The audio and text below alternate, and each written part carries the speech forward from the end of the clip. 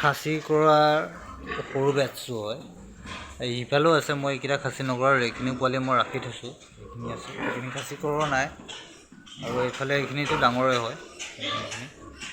এতিয়া খাচী কৰা পোৱালিবিলাকক আপোনালোকে যতনটো কেনেকৈ ল'ব? যদিহে খাচী কৰা পোৱালিবিলাক সৰু হয়, অৰ্থাৎ সৰুতে যেতিয়া খাচী কৰায়, সিহঁতৰ খাচী কৰোৱাৰ পিছত আপুনি যেতিয়া ফেটেনিঙৰ কাৰণে ৰাখিব, ফেটেনিঙৰ কাৰণে ৰাখিলে নেগুৰ কাটিব লাগে। আমাৰ নেগুৰ কটা হোৱা নাই। ইয়াৰ আগৰ বেটছটোত মই নেগুৰ কটাইছিলোঁ, কিন্তু এইটো বেটছত মোৰ তেনেকুৱা অকণমান টাইম নিমিলাৰ কাৰণে ফাৰ্মত টাইম দিব নোৱাৰিলোঁ, ত' নেগুৰ কটা নহ'ল। নেগুৰডাল কাটি দিলে এতিয়া লাভ কি হয় চাওক।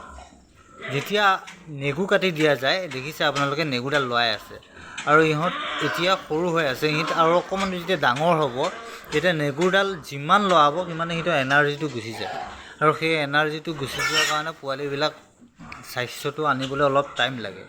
কিন্তু ফেটেনিঙৰ ক্ষেত্ৰতহে নেগুৰ কাটিব লাগে, আৰু যেতিয়া আপুনি ব্ৰিডিঙৰ ক্ষেত্ৰত কৰিব তেতিয়া আপুনি নেগুৰ কাটিব নালাগে। কাৰণ যাতে ব্ৰিডিঙৰ ক্ষেত্ৰত কৰাব গ'লে গাহৰিবিলাক, যেনে মাইকী গাহৰিবিলাক। হাই ফ্ৰেণ্ডছ, পিকজিলা পিক ফাৰ্মলৈ স্বাগতম জনাইছোঁ। আজি আমি এটা ডাঙৰ নতুন টপিকৰ ওপৰত আলোচনা কৰিব ওলাইছোঁ। আজিৰ টপিকটো হৈছে যে খাচী কৰা গাহৰিবিলাকক কিমান কম খৰচতে 5 মাহ বা 6 মাহৰ ভিতৰত 1 কুইণ্টেলৰ ওপৰত কেনেকৈ বনাব, তাৰে ওপৰত আজি আলোচনা কৰিম। গতিকে ভিডিঅ'টো আৰম্ভণিৰ পৰা শেষলৈকে চাই থাকিব, সম্পূৰ্ণ চাব, ভিডিঅ'টো স্কিপ নকৰিব, নহ'লে বুজি নাপাব। আৰু ভিডিঅ'টো যদি চাই ভাল লাগে তেন্তে আপোনালোকে লাইক কৰিব, আৰু চেনেলটো প্লিজ ছাবস্ক্ৰাইব কৰি ল'ব। আপোনালোকে ভিডিঅ'বিলাক চাই কিন্তু চেনেলটো ছাবস্ক্ৰাইব নকৰে, প্লিজ ছাবস্ক্ৰাইব কৰি ল'ব। আহক ভিডিঅ'টো আৰম্ভ কৰোঁ।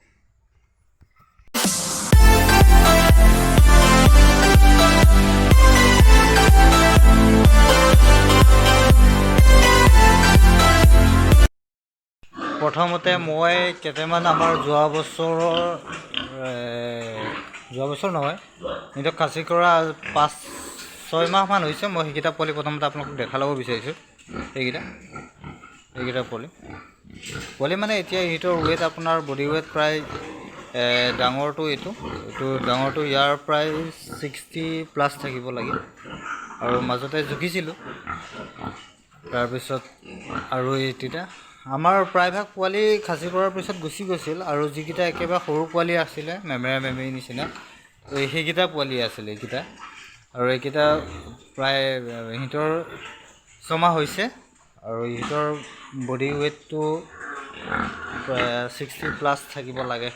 ডাঙৰটোতো 60+ আছে, বাকীকেইটা তেনেকৈয়ে আৰু 50 আপত থাকিব।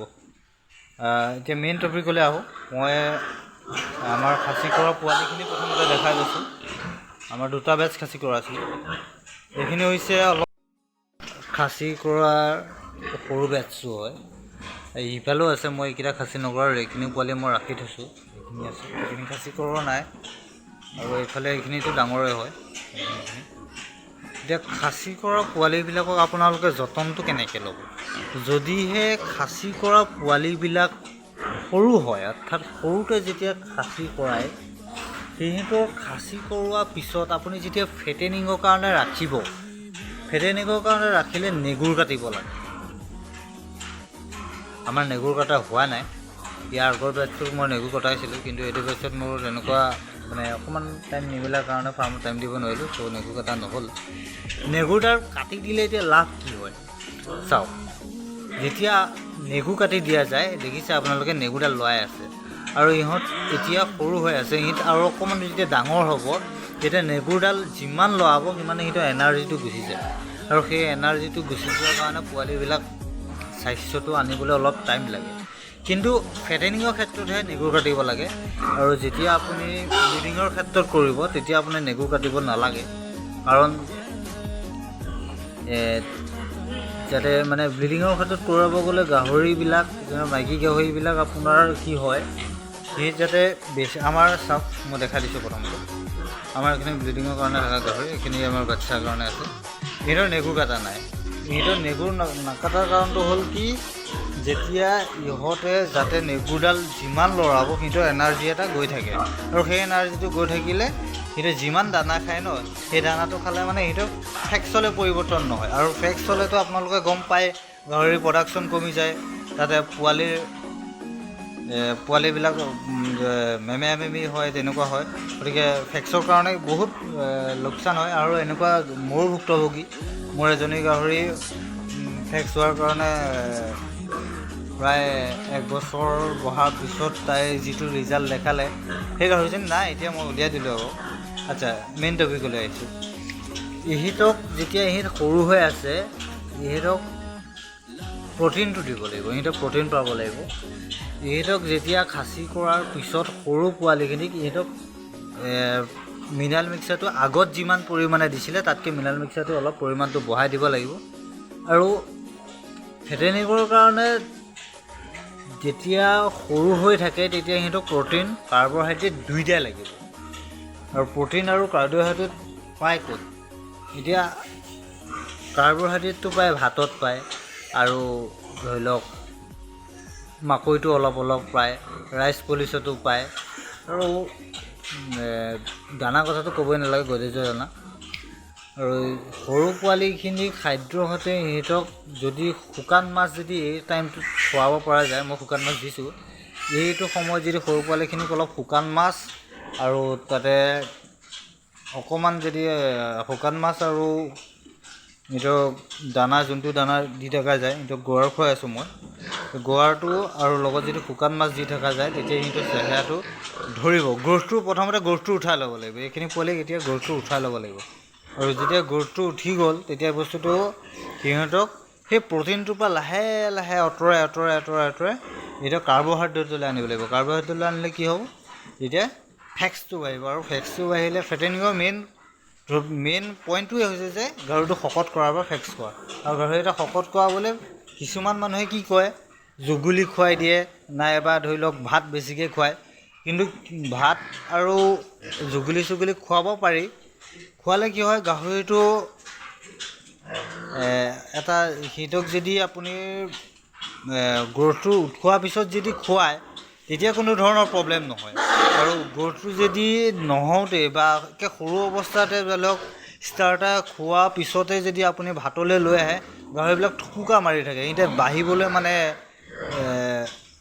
ইমান এটা ভালকৈ নাবাঢ়ে আৰু থুপুকা মাৰি থাকে। গতিকে সিহঁতৰ চেহেৰাটো হ'ব, ভাত খোৱালেতো কাৰ্বহাইড্ৰেটটো খালে চেহেৰাটো এনেও বাঢ়িব, কাৰণ মানুহে যেতিয়া ভাত এগাল খাই দিয়ে যায়, তেনেকৈ মানুহ এটা শকত হৈ যায় ন লাহে লাহে, গতিকে শকতটো হ'বই। আৰু মোৰ ডাঙৰ পোৱালিখিনি, যিখিনি পোৱালি মই ডাঙৰ খাচী কৰাইছিলোঁ, সেইখিনি পোৱালি মই দেখাই আছোঁ।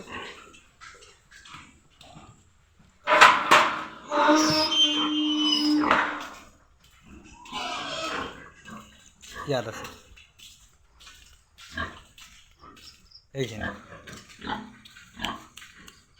এইখিনি মোৰ ডাঙৰ পোৱালি।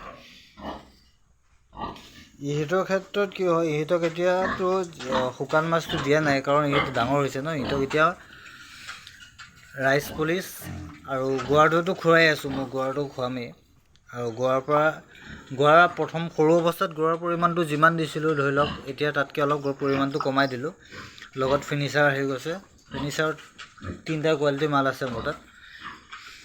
আৰু সিহঁতক মিনাৰেল মিক্সাৰ অলপ দি আছোঁ। এইখিনি আৰু মানে একে কম খৰচত যেতিয়া আপুনি শকত কৰিম বা কম খৰচত ফেটেনিঙৰ কাৰণে যেতিয়া আপুনি সোনকালে ডাঙৰ কৰিব বিচাৰে পোৱালিবিলাক, তেতিয়া আপুনি 3টা বস্তু ইউজ কৰিব পাৰে। ৰাইচ পলিচটো দিব পাৰে। ৰাইচ পলিচটো দিওঁতে এটা কথা, ৰাইচ পলিচটো দিওঁতে বহুত সাৱধান হ'ব লাগে। বহুতে কি কয় যে ৰাইচ পলিচটো দিলে যিহেতু সোনকালে বাঢ়ে, গতিকে সৰহকৈ ৰাইচ পলিচ মাৰি দিয়ে, আৰু তাৰ ফলত কি হয়, গাহৰিবিলাকৰ গেছ হয়। এনেকুৱা হয় কেতিয়াবা গাহৰি গেছ হৈ পেলাই মৰি যোৱাৰ চান্সটো বেছি থাকে। আৰু সিহঁতক যেতিয়া ৰাইচ পলিচ দি থকা যায়, ৰাইচ পলিচটো দিওঁতে খিয়াল ৰাখিব লাগিব যে গেছ হৈছে নেকি। আৰু গেছ হ'লে আপোনালোকে গম পাবই, সিহঁতে বটিয়াবলৈ আৰম্ভ কৰিব।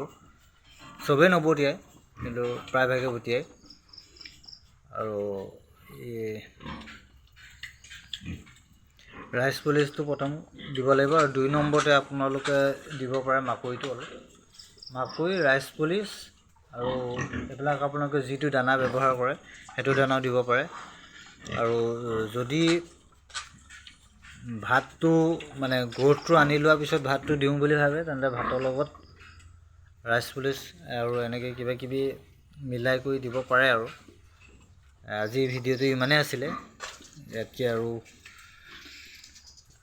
বেছি দীঘল নকৰোঁ ইমানেই দেখাই লৈছোঁ এবাৰ পোৱালিখিনি চাওক ভালকৈ